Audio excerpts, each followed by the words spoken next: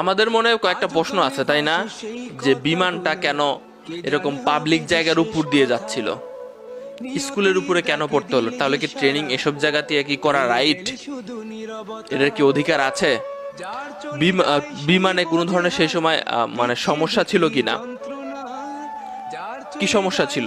আমরা তো জানি যে একটা ইজেক্টর থাকে, পাইলট তো চাইলে নিজেকে বের করে নিয়ে আসতে পারে যে কোনো ধরনের বিমানের সমস্যা হইলে। আপনাদের মনে আরো অনেক প্রশ্ন ছিল যে সাথে কি আর কেউ ছিল না, সাথে কি আর কেউ ছিল না, কন্ট্রোল রুমের সাথে লাস্ট কি কথা হয়েছে, এই পাইলট কি অভিজ্ঞ, এই তৌকির কি অভিজ্ঞ ছিল?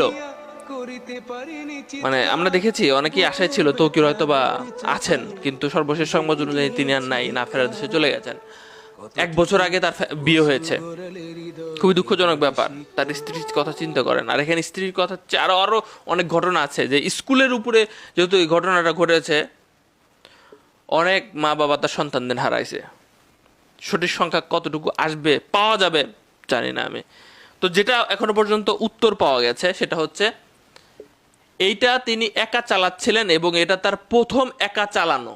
অনেকে অবাক হচ্ছেন, প্রথম একা চালানো মানে? তো আবার এই এরিয়াতে কেমনি কি ভাই, আগের অনেক স্টেপ আছে। হ্যাঁ, এই একটা স্টেপে তো একা চালাইতে হবে, প্রথম তো একদিন হবে। আজকে পরিবারের আনন্দের দিন ছিল, আজকে পরিবারের আনন্দের দিন ছিল যে সে একা একা উঠবে, তার সাথে কোনো কোপাইলট থাকবে না, একা একা সেটা চালাবে। এই ট্রেনিংয়ের এটা প্রথম ধাপ, সোলো ট্রেনিং বলে এটাকে। সো সেখানে এমন ধরনের ঘটনা ঘটেছে। আমি একটা আর্টিকেল, মানে একজন লিখেছে, আমি এটা সত্যি কথা, ঠিক আছে, আপনি নিউজপত্র পত্রিকা চলে এসেছে যে তিনি একা একাই চালাচ্ছিলেন এবং প্রথম একা একা চালানো তার। এর আগের স্টেপগুলো তিনি ভালোভাবে পাশ করেছেন এবং দক্ষ পাইলট হলেই তবে অনুমতি আসে এইসব এরিয়াতে ওড়ার। আমি একটা লেখা পড়ি, আপনি বুঝতে পারবেন আপনারা ভালো মতো, যে আজ ছিল তৌকিরের solo flight training. Solo flight training হলো একজন পাইলটের ট্রেনিংয়ের সর্বশেষ ধাপ। ফাইটার জেট অপারেট করার জন্য একজন পাইলট যে হাই স্কিল্ড সেটাই প্রমাণিত হয় এই সোলো ফ্লাইটের মাধ্যমে।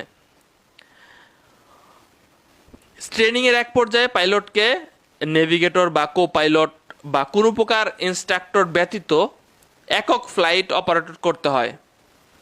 ফ্লাইট লেফটেন্যান্ট তৌকির আজ সেরকম একটা ট্রেনিংয়ে ফ্লাইট অপারেট করছিলেন। যে কোনো প্রকার ট্রেনিং ফ্লাইট সিভিলিয়ান এরিয়া থেকে দূরেই হয়ে থাকে, মানে মানুষজন যেখানে থাকে ট্রেনিংগুলো দূরে হয়ে থাকে, আমরা তো এটা জানতাম। তবে সোলো ফ্লাইটগুলা সাধারণত আরবান এরিয়াতে হয়ে থাকে, আর আরবান এরিয়াতে এ ধরনের সেন্সিটিভ ফ্লাইট অপারেট করার জন্য পাইলটকে যথেষ্ট পরিমাণে আপনার কোয়ালিফাইড হতে হয়। তো তৌকির এমনই একজন পাইলট ছিল, দক্ষ পাইলট ছিল, ঠিক আছে। তো তৌকির যখন বিমানটা নিয়ে উঠে কুর্মিটোলা পুরাতন এয়ারফোর্স বেস থেকে টেক অফ করেন, এরপরে উত্তরা দিয়াবাড়ি, বাড্ডা, হাতিরঝিল, রামপুরার আকার জুড়ে তিনি উঠতে থাকেন। তবে কিছুক্ষণের মধ্যেই তিনি বিমানে কিছু সমস্যার আঁচ করতে পারেন। তখন কন্ট্রোল রুমে তিনি জানালে কন্ট্রোল রুম বলে যে আপনি ইজেক্ট করেন। আমি যেটা বলতেছিলাম, অনেকে ইজেক্ট বুঝেন যে একটা বাটন ক্লিক করবে, পাইলট যে অবস্থায় থাকুক না কেন, বিমানে যে কোনো ধরনের সমস্যা হয়েছে এক স্পিডে আপনাকে উপরে নিয়ে চলে যাবে এবং আপনার প্যারাশুট খুলে যাবে, আপনি সেফ, পাইলট সুরক্ষিত থাকে। সো এটা যতটুকু বোঝা গেছে নাকি তিনি চেষ্টা করেছিলেন যে বিমানটা বাঁচানোর জন্য, ঠিক আছে।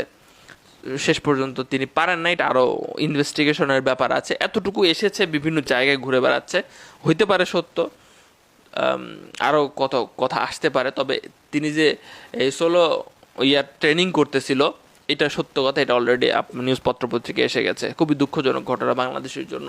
সবাই দোয়া করবেন তাদের জন্য, সবাই আমরা তাদের পাশে দাঁড়াই যারা আশেপাশে আছি।